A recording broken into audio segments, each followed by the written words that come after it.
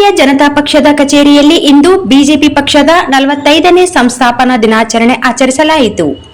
ಮೊದಲಿಗೆ ಪಕ್ಷದ ಜಿಲ್ಲಾಧ್ಯಕ್ಷರಾದ ವೀರನಗೌಡ ಲೆಕ್ಕಿಹಾಳ್, ಹಿರಿಯ ಮುಖಂಡರಾದ ಎನ್ ಶಂಕರಪ್ಪ ಅವರು ಪಕ್ಷದ ಧ್ವಜಾರೋಹಣ ಮಾಡಿದರು ಮತ್ತು ಭಾರತ ಮಾತೆ ಮತ್ತು ಶ್ಯಾಮ್ ಪ್ರಸಾದ್ ಮುಖರ್ಜಿ ಅವರ ಭಾವಚಿತ್ರಕ್ಕೆ ಮಾಲಾರ್ಪಣೆ ಮಾಡಿದರು. ಜಿಲ್ಲಾಧ್ಯಕ್ಷೆ ವೀರನಗೌಡ ಅವರು ಮಾತನಾಡಿ, ಪಕ್ಷ ಅಸ್ತಿತ್ವಕ್ಕೆ ಬಂದಿದ್ದರ ಇತಿಹಾಸ ಸ್ಮರಿಸಿದರು.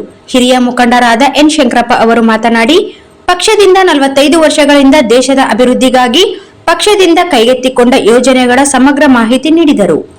ಪಕ್ಷದ ಹಿರಿಯ ಮುಖಂಡರಾದ ವಿಜಯ ರಾಜೇಶ್ವರಿ ಗೋಪಶೆಟ್ಟಿ ಇತರರು ಇದ್ದರು.